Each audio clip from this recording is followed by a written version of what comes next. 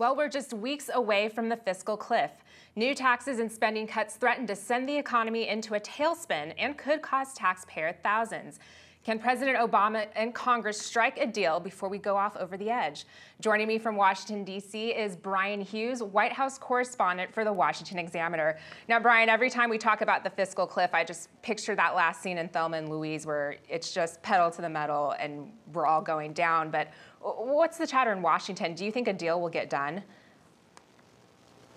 You know, it's in this polarized town, I don't want to, predict that there's a 100% chance of a deal, but here's the great unifier. If these two polarized parties don't come to a solution by the end of the year, as you said, the average household's looking at $3,500 more a year in taxes. And quite frankly, I don't think either party wants that on their hands. Both sides would absorb a lot of the blame. And so, yeah, I mean, not to handicap it or anything, but if I were to weigh in one way or the other, I would like to think that they're going to be able to come to a solution before January 1st. Now, you're covering the White House. I mean, what's the attitude coming from the Obama administration? I know after this election, it was, we have a mandate to raise taxes on the wealthy and to go through with some of these tax increases. Does he have the political capital to do that now?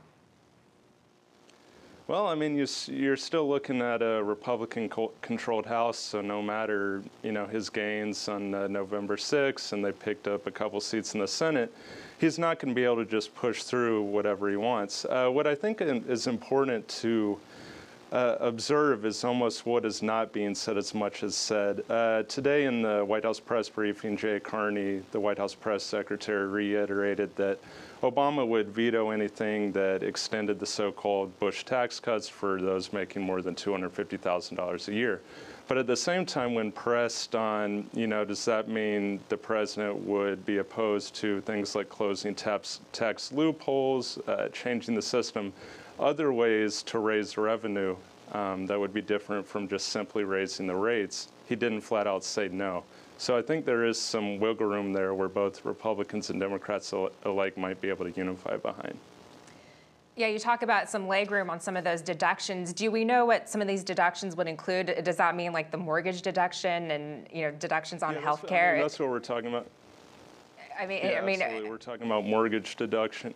We're talking about mortgage deductions. We're talking about various tax credits you get for children. It's very wonky, and both sides have kind of been reluctant to, put an exact blueprint out because they don't really want to give any ground quite yet. But the fact that you have, Republicans went on the Sunday shows and flat out said, we would actually be open to certain things as long as the rates weren't raised per se, is pretty indicative of where this conversation is going to be heading in the upcoming days and weeks. Yeah, I mean, even if you get rid of some of these deductions, I would think the middle class isn't, it's going to hurt them as well. But talk about a little bit about, what is the president doing to prepare? I know he has a meeting with the leadership in Congress on November 16th. What is he doing to prepare, and what's the message he has going into that meeting? Right, yeah, he's kind of going through the process right now of checking off various interest groups. Today he met with labor, he met with unions. Essentially, a lot of what he got from that end was worry that he would, overcompromise and go a little bit too far into the entitlement programs where Republicans want to see reduced spending. Tomorrow he's meeting with business leaders, so he's going to take his case to them before he actually holds his first press briefing in a couple months, where he's going to try to focus on, whatever you call it, his so-called mandate, his agenda heading forward. But then Friday's the main event. That's where he's going to meet with leaders from both parties at the White House, and he's going to attempt to perhaps learn from the mistakes he made in 2011 when some of those similar meetings were very unproductive in trying to raise the nation's debt ceiling. Yeah, we saw some of those meetings, and talk a little bit about the attitude of bipartisanship that we're kind of seeing coming out of this election. We've seen Boehner and Reid, talking about, coming to the table. Do you think, what role do you think they'll play in all of this?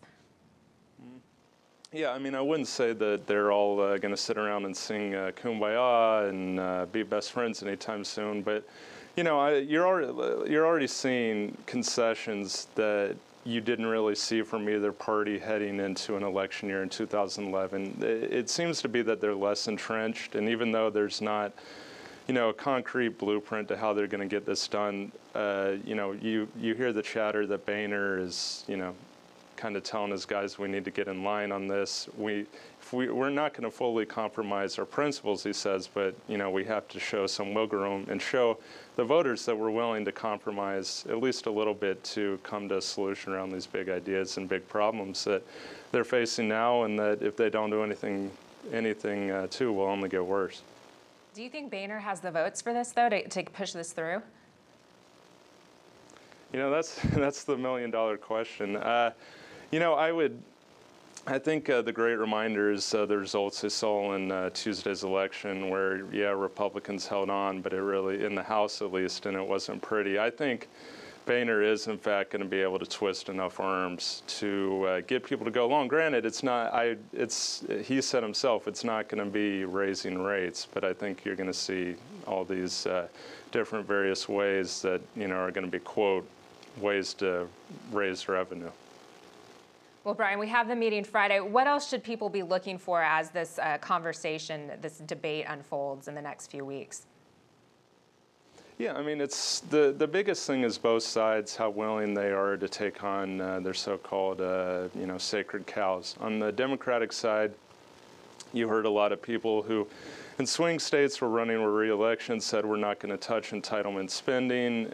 You know, that's what they claim they're sent to Washington to do. If they carry on that attitude where they say we're not going to touch, you know, Social Security, Medicare, Medicaid, there's not going to be a whole lot of willingness from the GOP to kind of, you know, come to the middle. So you're going to need to see any kind of language that suggests that's back in play from Democrats. On the flip side, it's going to be this willingness from Republicans to touch taxes at all. Last year, it was a non-starter from what I've seen. And my interviews with people behind the scenes, what we've seen from lawmakers publicly, that's an area where you've already seen some movement, and I would imagine it's going to we're only going to see more of that as the deal becomes more pressing. Well, I know we'll all be watching. Brian, thank you so much for joining us today. Thank you. I appreciate it. You can follow Brian's work and get updates on the fiscal cliff negotiations by clicking on over to WashingtonExaminer.com. For PJTV, I'm Alexis Garcia. Thanks for watching.